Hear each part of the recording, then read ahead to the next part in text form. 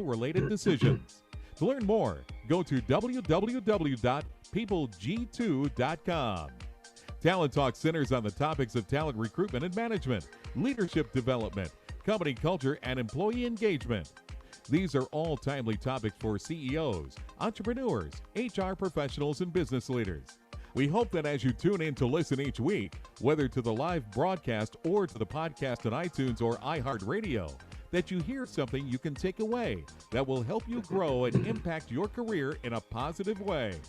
And now, here's the host of the Talent Talk Radio Show, the founder and CEO of People G2, Chris Dyer. Good afternoon and welcome to Talent Talk Radio. Thank you so much for being here.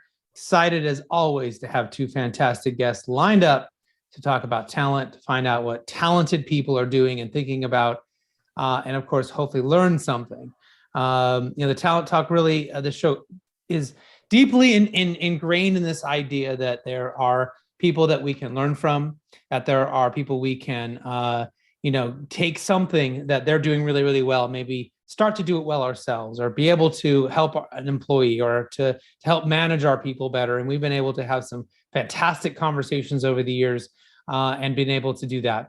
The show is being broadcast live on LinkedIn and YouTube and Facebook and Twitter, as well as we turn this into a podcast after the fact. You can find us on iTunes, iHeartRadio, Spotify, Stitcher, wherever you find your podcast. So if you want to see us, lots of cool places to do that. If you just want to hear us, lots of places as well. The trick is to subscribe so that you don't ever have to miss a show. You always get alerted and know what's going on. Now, we've had so many great stories over the years. I've been able to throw some of those into my two of my best-selling books, The Power of Company Culture, and my newest book, Remote Work. Don't forget to check those out on Amazon or wherever you buy books. It should be pretty easy to find it if you have an Amazon, or if you don't have Amazon, wherever you buy it, it should be there. Talent Talk is live every Tuesday, 1 p.m. Pacific Standard Time, and we'd love to have you be a part of the conversation. So if you're listening live, whether on one of those platforms I mentioned earlier, or if you just want to go to Twitter, you can ask us questions, follow the handle at PeopleG2, or follow the hashtag Talent Talk.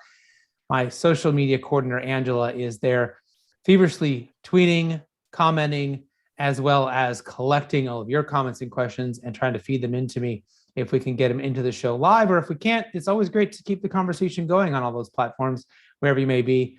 I'm sure our guests would love to hear from you. Speaking of my guests, well, now we'll get through the business. My guests today include Bob Nelson, president of Nelson Motivation, Inc., best-selling author and leading authority on employee recognition and engagement.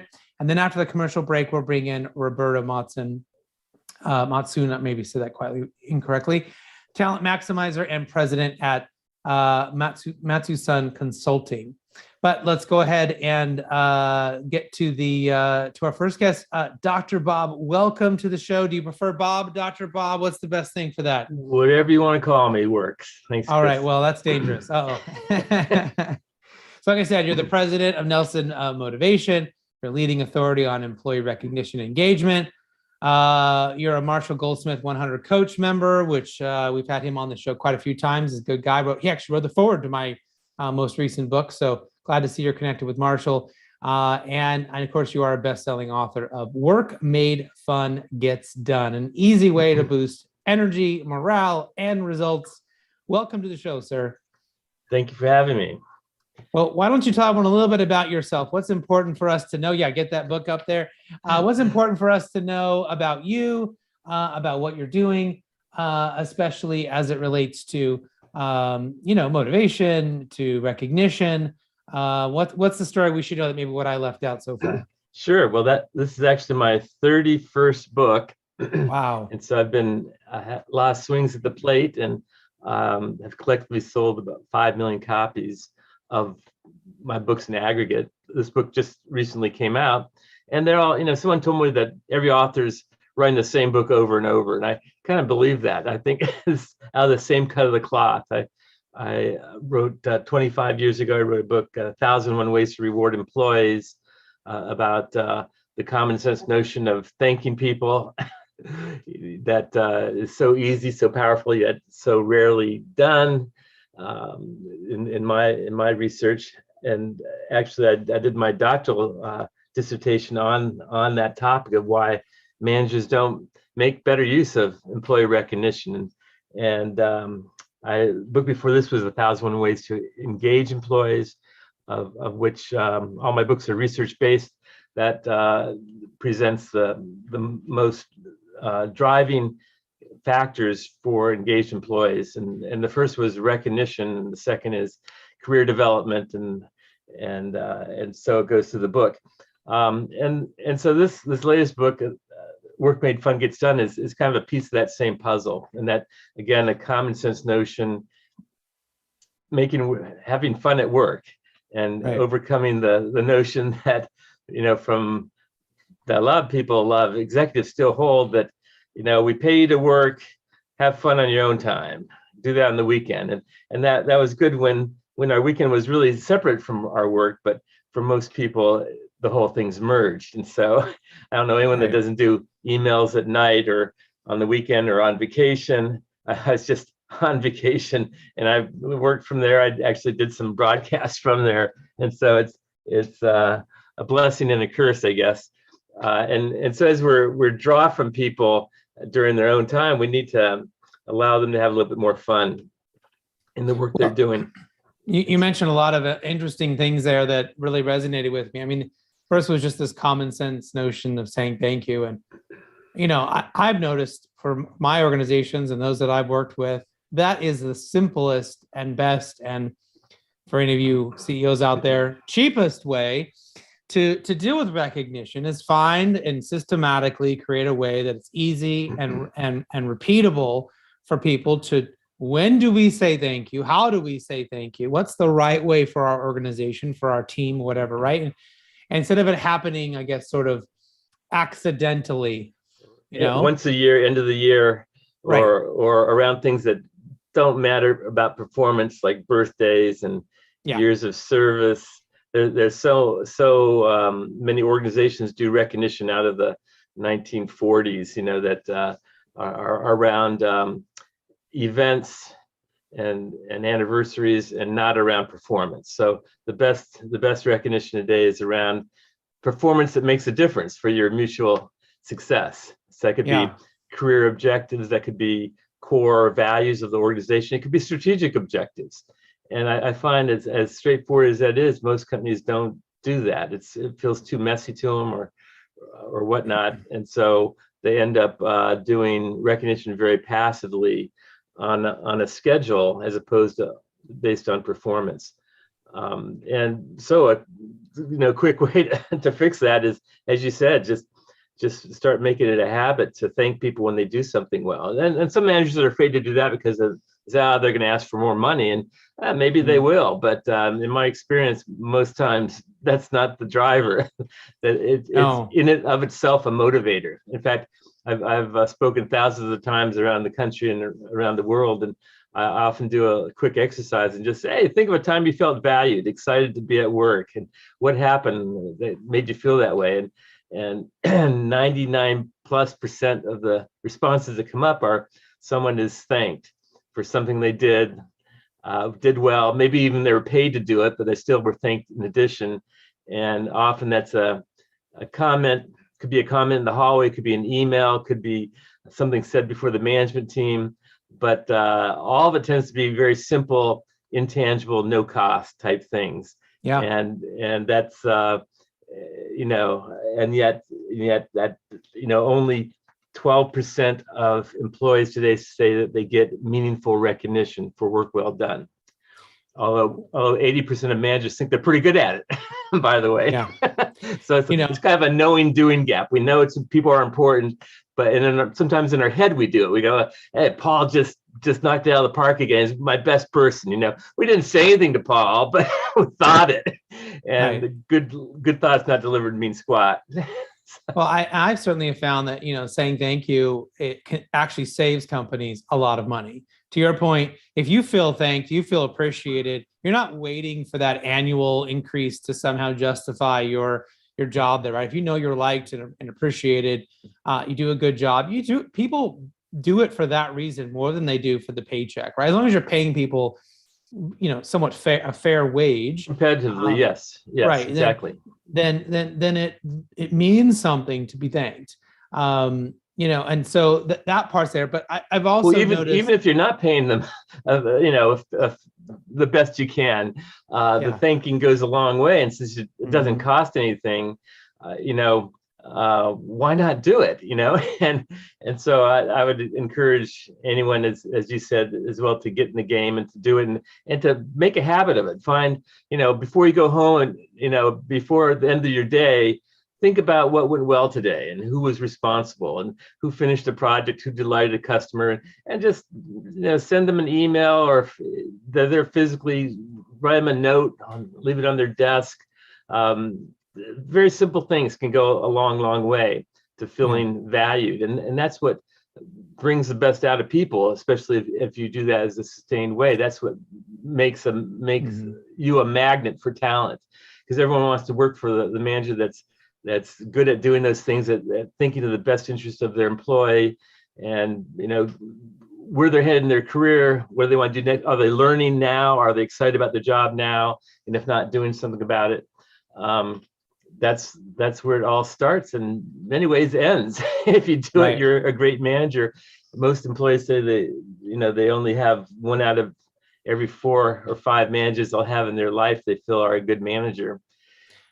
Well, and you brought up this word, the word manager a few times, and I did want to sort of make sure, bring up this other point, which is I have found in my organizations and the best ones that we've studied that it's not only the manager's job to say thank you, that the culture should be built in such a way that if I see someone do something great, even though I'm not their boss, right, we should stand up and say thank you. We should stand up and appreciate them. And the culture should be about thanking everyone, not just, when it's top down all the time, then I don't know, it just doesn't quite feel like it has that long lasting power. I agree completely. If it's part of the culture, then it's anyone's ability to do that. And they can thank a coworker, which can be as powerful as from a manager. A lot of times a coworker knows better what the person was up against. And so it could be an upper manager, and that's great when that happens. It could be a customer, it can come from any direction. And the best cultures of recognition work in all those aspects. How can we increase connections between people? If you take the time to move in that direction, create a culture of recognition, research indicates employees will feel 5 times more likely to feel valued.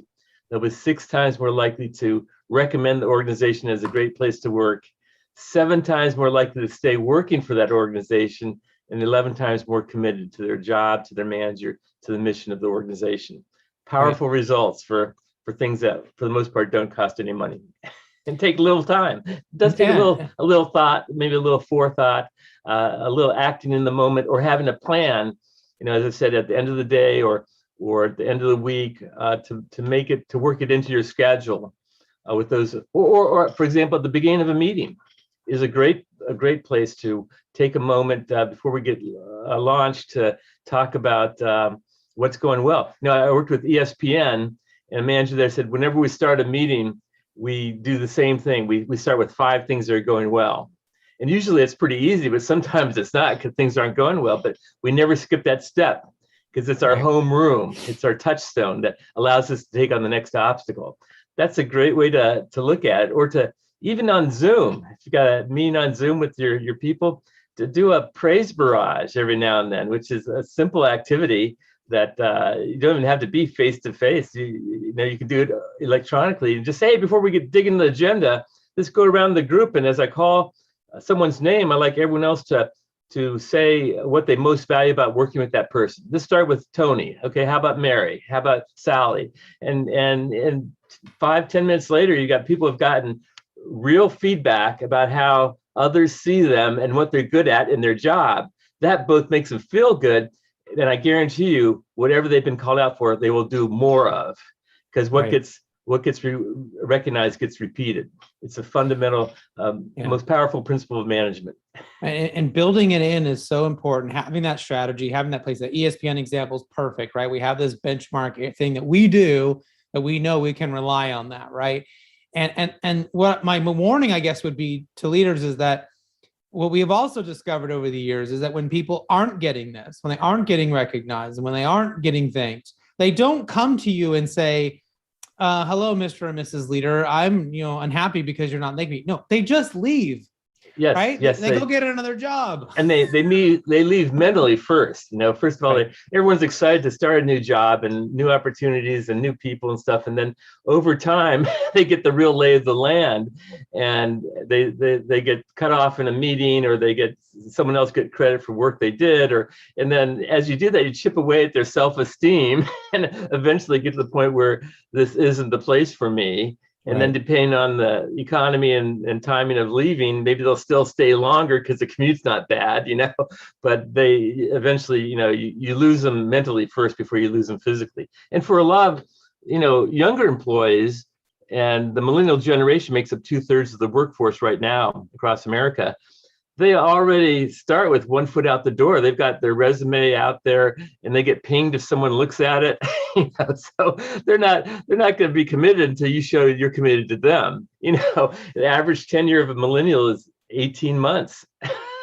That's a big shift I work with a lot of companies like in manufacturing or Fortune 500 companies that the tenure might be 25 years or 30 years. And if you're get ready for 18 months, which means we're gonna have a revolving door. We're gonna be hiring all the time and training all the time, and never hard to get to the work done. Yeah. And it just, I guess it goes back to, what kind of environment do you want, and are you treating the people the way you wish you were treated, right? Yes. Or even better than that, treating them the way that they want to be treated. So a lot of times managers, well-intended, do the things that they think, that they'd like. And often there's a disconnect with the people they're trying to motivate. So give you an example, and don't have to look hard to find them. I worked at a company where the CEO was a big golfer. So we were going to do a company outing, and it was, guess what? We're all going to go golfing.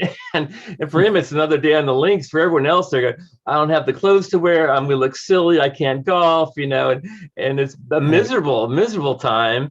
And, the CEO is kind of oblivious. That's, why not take time to do something that's more meaningful and to do what they want to do and help them set the agenda. The best management is what you do with people, not what you do to them.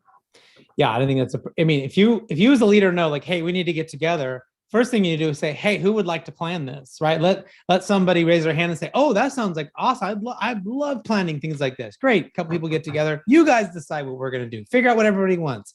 Yeah. Right. And those things always go really well. And it's much better. Yeah. And they could use social media tools to find the best timing and to survey the population as to what people most want. I've got an example in the fun book about a CEO that did that. He never quite worked what he picked, and he gave it to another executive to do that, and same results. And finally, he found a younger person, a millennial, who was real excited about the project, and they end up doing something they never did before, and people loved it. They did a medieval, night out, medieval, dinner and jousting, and the kids loved it, the families loved it, and it was a winning strategy that he loosened up his control and allowed someone else that's better at that. I mentioned millennials, and what we find, again, why this book is especially relevant is 59% of millennials expect to have fun at work. And so if it's not having, maybe you have older employees that didn't expect it to be a fun place to work. They're glad they got a paycheck, and but a younger employee, they want to have connection and excitement and learning. And if that's not happening, they're going to be leaving sooner rather than later. And now that's probably more important than ever, because if your organization does need to be back together, or you're not able to offer hybrid or flexible work. I'm a big advocate for remote and being remote first, but I know that's not going to be for every company. So the idea of going back into the office, where are people vaccinated? Are they going to be safe? Do I want to be in this cubicle farm? Do I want to be smelling someone's terrible leftovers in the microwave again at lunch? Like, there's a lot of really bad human activity that we sort of escape by being at home, right? But if you're going to be back in, do you suggest they need to, build in some new sets of places to have fun, to be able to to sort of change that dynamic? I do. That you need to have it. First of all, 71% of the workforce worked remotely over the pandemic. Of those, 65% said they don't want to go back. It's kind of been delayed and pushed back now to early next year for a lot of companies, and a surprising number of some 65% of those people say that if forced to come back to work full time, they're going to quit and find another job. So it's been the great re-reckoning, or the great it's been called different things, but the great resignation, that people have a lot of time to think, and whatever they do going forward, they want to be different than what they were doing before the pandemic, and so it's giving them a chance to reassess, and some people are doing that for more money. A lot of people are doing that because they weren't excited about what they were doing, and they life here. We just lost coming up on 750,000 Americans from the pandemic. For those of us that are left, this make the time meaningful to us, and not just go through the motions. So and it's going to be hard for anyone to get people to commute 2 hours a day again. It doesn't make sense. And so even like Apple Computer, where they told everyone, we're coming back to the office. And the mistake they made is they let off by saying, "We know you're all anxious to get back to the office." And their employees just in arms would say, "We are not anxious to get back to the office." And you're tone deaf to even say that. And at least ask us first. And so they initially said, well, everyone's got to be back 3 days a week. And now they've loosened up on that. And, that might make sense to come back some for physical meetings, but everyone's been using Zoom pretty well. So maybe there's some Zoom fatigue. And so you should shake it up some. But for the most part, I think we showed that it works. At a distance. There's a long time coming where it was coming, and the number of people that are trying hybrid stuff was going up, but now there's no more experiment. We know it works, and so if you're the New York City banking industry and Citibank and JP Morgan and Morgan Stanley, and they said, no, everyone has to come back. The CEO of Morgan Stanley said, if you can go out to dinner in New York City, you can come to the office. And discussion is done. And so that, I guess if you pay people enough, you can make them do anything. But and at the same time, a million people have moved out of New York City. Well, it's going to be fascinating to see what happens. That's for sure. And it is. But, it is. Dr. Bob, we are at the end of our time here. It's gone by so quickly. I want to make sure I ask the most important question, which is, how can people get a hold of you if they're interested in finding out more? Sure. Well, I've got the website, www.drbobnelson.com. That's DRBOBNELSON.com. Discusses my services, all the presentations I do, all my books at discounted rates, better than Amazon. So that would be probably the best way. My contact information, everything. Fantastic. Well, thank you so much for being on the show today. I definitely want to make sure we get to have you come back, because there's so much we didn't even dive into yet. So love to have you back on the show at some point. I would love to do that, Chris. Thank you so much. Thank you so much. We'll be right back after this quick commercial break, and we'll bring in our second guest. Thank you. Perfect. Thank you. I'm leaving. Imagine buying a newspaper and discovering that the news you're reading is 6 months old. There isn't much that stays the same for 6 months. And the same thing goes for background checks. In a time when so much outdated information is being passed around, it's good to know that People G2 offers something different. At People G2, we provide today's intelligence, not yesterday's news. Roberta, we'll start one second. Our value-added approach offers you a fully FCRA-compliant solution that includes up-to-the-minute information. By combining industry-leading technology with old-school human investigation, People G2 is able to give you information that is accurate right now, delivered. How do I pronounce your last name correctly? Or integrated with your HR system. Matuson? So ask yourself, are you comfortable working with old news, or are you ready for a different kind of background check company? Visit peopleg2.com or call 800-630-2880. That's 800-630-2880 or peopleg2.com. Welcome back to the Talent Talk radio show. In case you missed my first guest, Dr. Bob Nelson, you can get his interview on iTunes or iHeartRadio or Spotify or Stitcher. Or don't forget, we're now live streaming on LinkedIn, Facebook, Twitter, YouTube. We're everywhere. So you can catch us wherever you'd like. My next guest I'm excited to bring in is Roberta Matuson, the talent. Hopefully I'm saying that right. I'm getting the nod. All right, we're good. A talent maximizer. Roberta is president of Matuson Consulting and a strategic advisor on talent, a global executive coach, and a public speaker helping organizations attract and retain the best talent. Sounds like exactly the kind of person's right up our alley. So welcome to the show today, Roberta. Thank you. It's a pleasure to be here. So why don't you tell everyone a little bit more about you and the work that you do? What's important for us to know about you for our conversation today? Well, it's important to know that my new book, Can We Talk? 7 Principles for Managing Difficult Conversations at Work, just released. I'm really excited about it. Yay. It's my 6th book and maybe my best.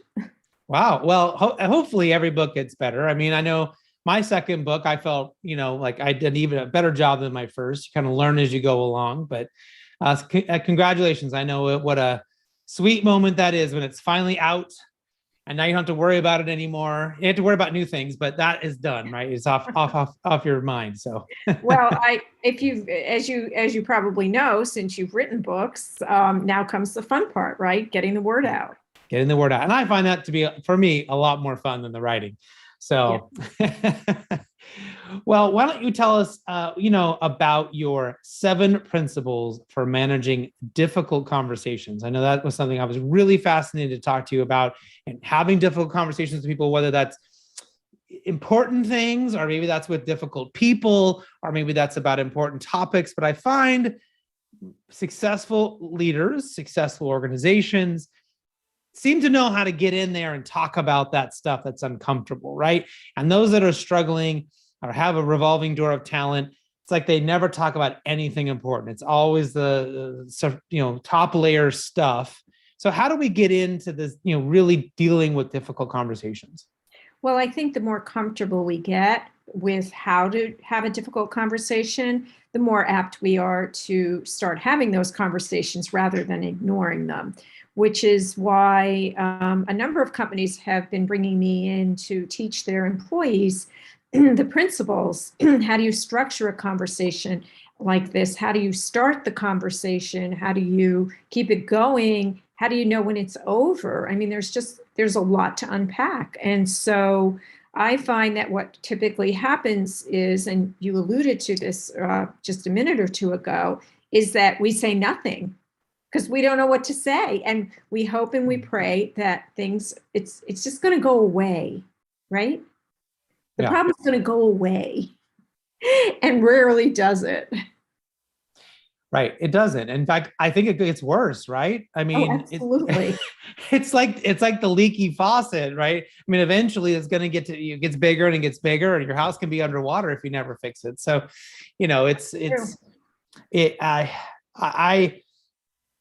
I don't know. It's a bit like ripping off a Band-Aid or something. You don't have to use too many metaphors, but it's like you just got to get in there and you got to get it done. And so I know for me, I'd love to hear some of your ideas. Sometimes I like to just write out, what are a couple of the questions I want to ask? What's the outcome maybe I want from this conversation? And then you just sort of start with that. I feel like if you have a starting point for the conversation, you can A, have it, and B, it tends to go a little bit better. And maybe even writing down a few like, geez, I'm really worried this person's going to say this, or they're going to react this way. And if they do, then like, okay, how am I going to react? What am I going to say? Right. And sort of creating a little bit of a framework. I don't like to go too far because I think you can overmap a conversation and get too rigid and about where it may go. But I think sometimes for people, like a little bit of planning can help them be prepared for a tough conversation. What else should we be thinking about? Or maybe agree or disagree with that, but. Well, I definitely agree with planning. And what winds up happening all too often is the person who is starting the conversation has no idea what the results are they're hoping to achieve, right? And so when you're in the middle of this conversation, you don't even know if you've come to mutual agreement because you don't even know what it is that you really wanted to have happen. Right. And usually it's more than, I just want to get this off my chest. And I too believe in preparation, but I also believe that over preparation can be deadly. Mhm. So, I recommend to my coaching clients that they go in, that they, write down what their point is, what the objective is, and then, take notes and make notes of, the key talking points, and bring your notes into the meeting and say to the other person, listen, this is a really important conversation. I've been giving this a lot of thought. I've written some notes down. Feel free to take notes as well, because I know this might be the first time you're hearing this, but I have them and I'm going to refer to them. And then you don't have to be worried about, getting the Academy Award for memorizing this script that you created in your head, because Right. the biggest challenge, and I talk about this in the book, is that, we're so busy thinking of, okay, what am I going to say next, that we're not even listening. Right. So I'll give you an example. I was recently talking to my son, who is a senior in college, and I said, Zach, this is a really good time for you to start thinking about your job search. And, I do know a little bit about that, since I help companies acquire and retain talent. And then I went on and said, 10 more lines. And in the middle of all that, he said the following. He said, Mom, you're right. I was so busy talking, I just kept going. And then 2 minutes later, I'm like, wait a minute, did you just say you're right? He was like, yes. So here I am, I wrote the book on this, and even I have to practice. And so I'm encouraging your listeners to really, really listen deeply, and don't have a next line prepared, because you could present the situation and the other person could say, hey, you know what? You're absolutely right. And it's so important. I mean, I've often used this single one line, where maybe sometimes in a conversation with someone at the beginning of a relationship, sometimes if I feel like maybe there's a difficult conversation coming, I'll just ask them, what's the most important thing that you want to get out of this call?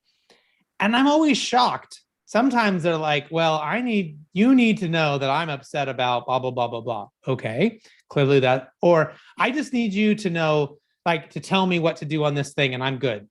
Oh, so we're not going to have a difficult conversation. You just need to know this one thing and you're happy. I was making this all up in my head, Exactly.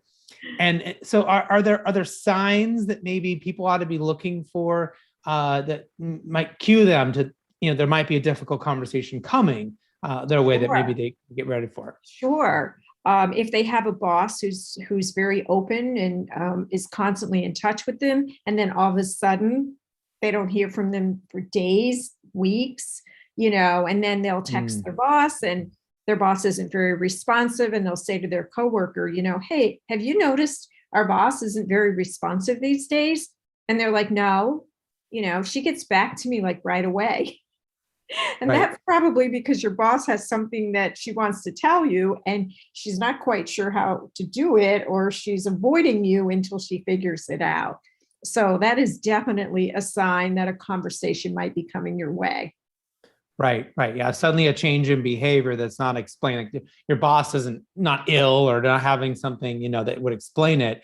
Yeah. And I've noticed that with, inside of teams, right, where they'll say, geez, I was doing great with my team, and all of a sudden now I'm not in as many conversations. I'm being asked. They're avoiding a difficult conversation. They're avoiding telling you keep missing deadlines, or you talk too much in meetings, or Exactly. whatever it is. So you're right? no longer on the inside, you're on the outside. Yeah. Are there other factors? Is it, that maybe might be contributing to some of that, stress on the organization if we're growing too fast, or Sure. we have a pandemic, what else, might be happening? Well, that's why I suggest that you don't run too many scripts through your head, because, okay, so we just said that, okay, maybe your boss isn't as responsive to you. And so now, of course, we're thinking the worst, right? And now we've confirmed it because we asked our coworker and everything's fine with them. And the reality is that maybe our boss has just gotten some bad news, or our boss is overwhelmed and has gotten more projects and less staff, or somebody just gave notice. And so it's really not about us, right? But it doesn't hurt to reach out to your boss and say, hey, listen, I feel like there's something going on here between us and I can't quite pinpoint it. Are my feelings accurate, or is there anything I need to know about? And, your boss might say, no, actually everything's fine. I've just had a lot of work, et cetera, et cetera. But, bringing that up and clearing the air, I think is really important, because you could drive yourself crazy. Right. I know. Yeah, I mean, you really can. And sometimes I would say probably most of the time, it's usually something pretty simple, right? A small disagreement, a small misunderstanding, a small misinterpretation, and we just avoid. I mean, how many times have we had a silly argument with a friend or a spouse, and it turned into this big long thing, and if we had just said, hey, I'm sorry, or hey, can we talk about this for 2 minutes? All of that could have gone away.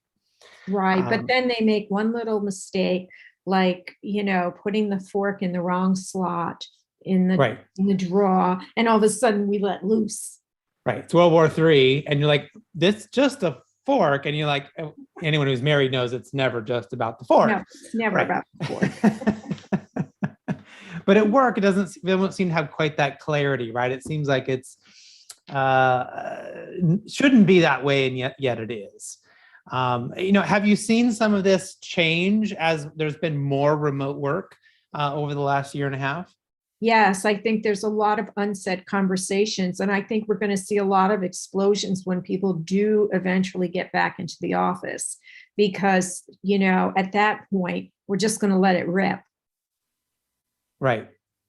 Or maybe we're less likely. I'm wondering if people are going to be less likely to put up with some of the things they put up with before, that knowing at home that they didn't have to worry about the thermostat being freezing, or they didn't have to worry about someone microwaving fish at lunch and smelling up the whole office, or whatever, like annoying thing that they didn't like.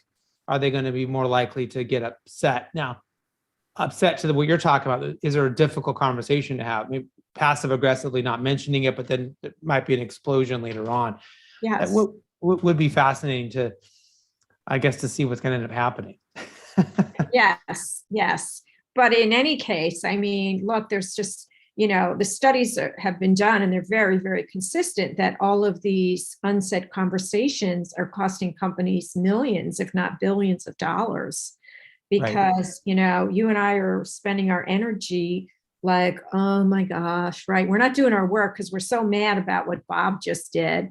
And we're not going to tell Bob because we don't like confrontation.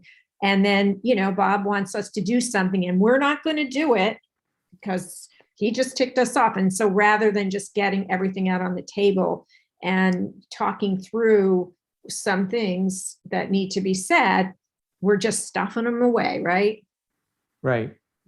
And that's not good for anybody, because either they're going to leave or you're going to, find a reason to get rid of them. And you may have this great person there and it's just a bad, we took a bad step in the wrong direction, and we can fix that. Well, I'm glad you brought up the topic of leaving, because I recently did a project for a client who all of a sudden had a spike in employee turnover, very high spike. And it was a call center. And so you could say, well, there's always high turnover in a call center, but this was even higher. It was very unusual. And rather than putting their head in the sand, they said, you know what, we need to find out what's going on. And so all those people who had written in their exit interviews, they were leaving for a better opportunity. Well, it turns out that really wasn't the whole story. And the information that I got from those employees and that I fed back to that organization in the beginning was pretty startling. Man, they're having a completely different conversation now. Now that they know what's going on, they're making changes, and they are already seeing that their turnover has dramatically dropped. So just by talking about these things and saying, wow, we had no idea you were frustrated by, the following, is making a huge difference. Yeah, and it really can, I guess, change the trajectory, right? I think of how much institutional knowledge a company can lose with a spike like that, the kind of money they're going to have to spend to try to recruit and go get new people, and it could start with such a small thing.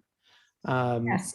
I mean, one of the small things was, this is just an example, this particular company was helping vendors with process credit cards, right? And these people in the call center were supposed to be helping them if there was a problem with the device. But none of these people had the devices. They couldn't even physically go, okay, well, if you do this, this is going to happen.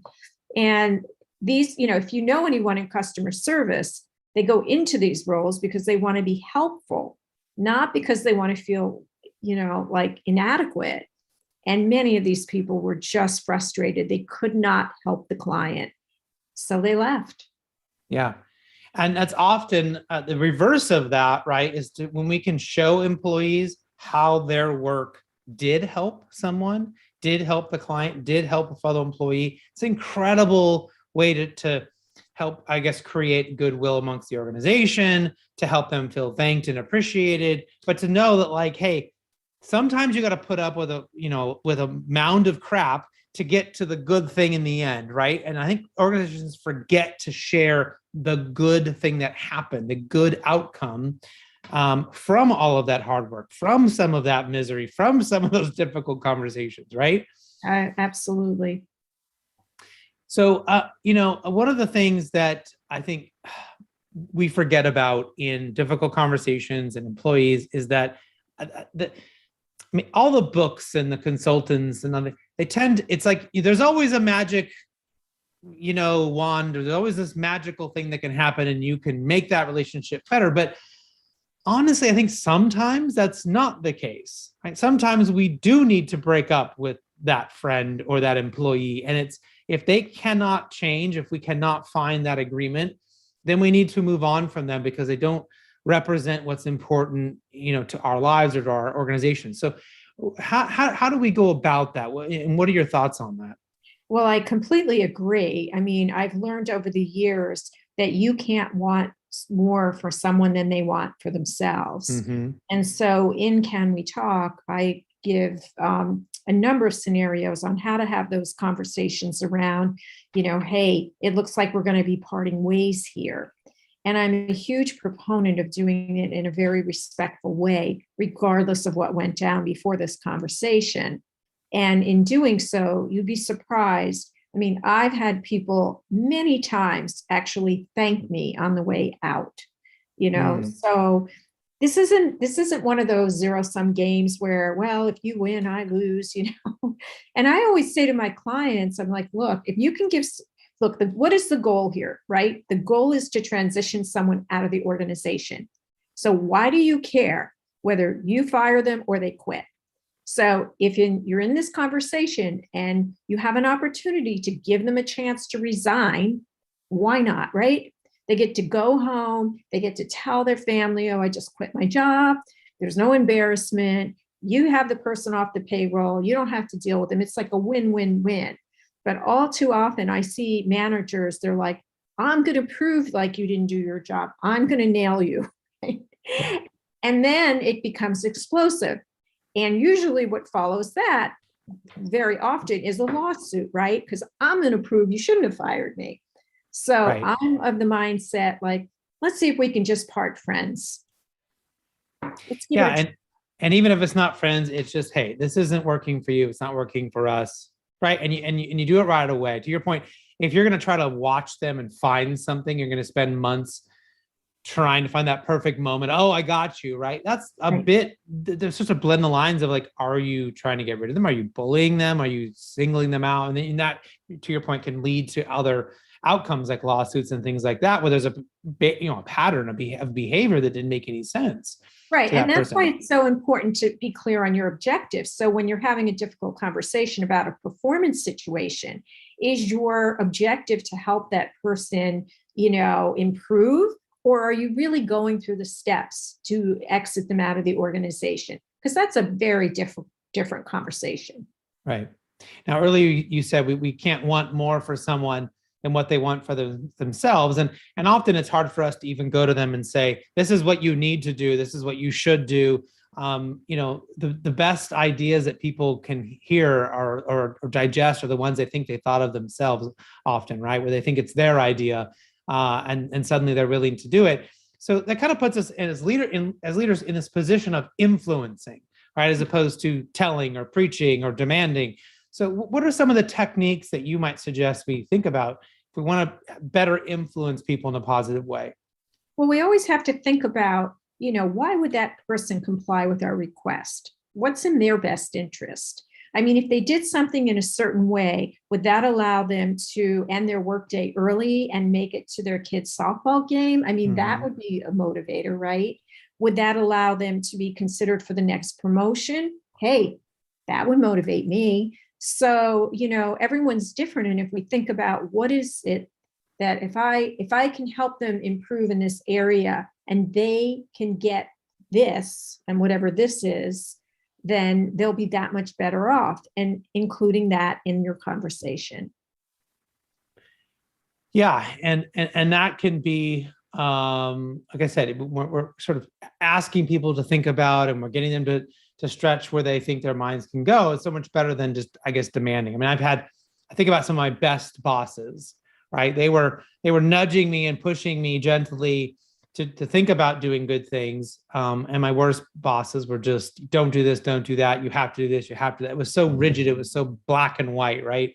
Where you felt like you had no say, you had no control, you had no part in even what your job was supposed to be, which gets away from autonomy, that gets away from, I guess, us just wanting to take a better interest in our jobs, in our work, in our lives.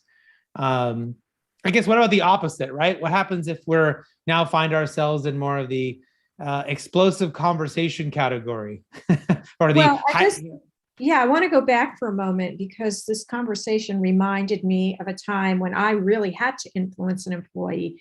And she was a tough cookie. And, she would come to work dressed like she was going out for the evening. And that didn't really work in a very conservative firm. And I knew she really wanted to get promoted. And so I had to have a conversation with her that was not an easy one. I was 24 years old. I was the head of HR. I was an executive. I didn't know what the heck I was doing. And I figured out a way to make it work. And I basically said to her, listen, your clothing and the way you come, you show up for work isn't really working in our environment. And I know that you want to be taken seriously. You've talked with me about wanting to be promoted, but the signals that you're sending off here are not going to get you promoted. So let's talk about maybe some more appropriate clothing to wear in the office. And then we can also talk about what other opportunities you want to achieve while you're with the firm. And man, she was like, well, thank you. No one has ever really said that to me. And yeah, it was hard for her to hear, but, she took it to heart. And, 6 months later, she was promoted. Yeah. I think most people really appreciate you coming to them and having that blunt conversation. I've had to tell people, you have bad breath, and I care about you, and you need to fix this, right? It is a problem. I had a friend of mine who's, a pretty good coach, and she said, I don't understand. If I meet someone online, I meet them on Zoom or whatever, we end up getting, I think we have a great relationship. But if I meet them in person, I have a hard time closing the deal. And she was, can you help me understand why? And I said, no, I know exactly why. Interesting. And she said, why? And I'm like, because your perfume is so overwhelming. Wow. And she was like, really? It is? Like, it's up there. Like, and like, how come you never said anything? I'm like, I'm not. I'm a guy. What am I supposed to say? I did never feel like the right, and here you're asking me. So now I feel like, great, there's an opportunity for me to tell you this. And she came back like 3 months later and said, I totally changed it. I asked around. You weren't the only one who gave me that. And I've now been able to land, meeting people, I'm having better interaction. Great. Right. That has significant impact to her income, right? To her ability to build a business. That had to be hard for you, right? Because you're like, I don't know if I should say this. And I've had some people that didn't appreciate it, that didn't take it well. And I just think, you know what, I would hope someone would say it to me, even if they don't handle it well. They need to hear from somebody. And I don't know. It just, and I feel like a lot of times I have that position where people do come to me for advice. Mm-hmm. So I have, that door has now been opened. And like, well, you asked for advice. Here it is. Are you sure? Are you sure you want to hear it? I completely get that. Yeah. Yeah. I think the hardest one is if they haven't opened that door and you feel like, geez, I really need to tell it. And I think that was the problem with the second one I gave. The door had never been opened where I felt like I was in the right place to give that advice until she actually asked me. Are there ways for us to deal with that if we're not sure someone's going to be completely open to that? Is it just trying to have that open conversation? Honestly, I'm like, I'm from New York, so I'm direct. So I'll just ask you, are you open to some feedback? Right. If you say no, then I'm like, okay. Right. Of course, I'll go home and go, I can't believe they wouldn't let me tell them. But if they say yes, then I'm like, here's what I've noticed. Right. And, I think it's always great, and I talk about this in the book, to really support it with backup and not just say, you're always late. Well, no, that's not always, I'm not always late. I was on time, like July 10th. So, to say, look, in the last week, on this date, and this date, you had me hanging on Zoom for like 8 minutes, 10 minutes before you even showed up. Like, that's not working for me. Right. So absolutely. You have to have examples instead of just trying to say, well, you do this, you do that. So it's always better if you can have specifics. So if they say, well, what do you mean? You're not caught off guard. Like, I don't know what I mean. Sure. Well, we're at the end here. I want to make sure we ask the most important question for you, which is, how can people find out more about you, get a hold of you, find your books? What is the best place for them to go and look? Well, they can come to my website, Matuson, Matuson, consulting.com. They can go onto Amazon, Barnes & Noble, Goodreads, wherever they buy books, and download or buy the book or the audio. Or they can send me an invitation on LinkedIn and mention that they heard me on your show, and I'd be delighted to accept their invite. Well, I know I've learned a lot, and I'm hoping our listeners will have learned a lot from you on how to have these difficult conversations, and check out your book. And I would love to have you come back, hopefully maybe next year, and we can keep the conversation going and continue helping everyone learn about how to do this better. So thank you so much. Thank you so much for being on the show today. Thank you for having me. All right. Thanks everyone for listening to today's conversation. And hopefully you've gained something you can use in your own career in a positive way. Until next time, do what you love and show the world how talented you can be today.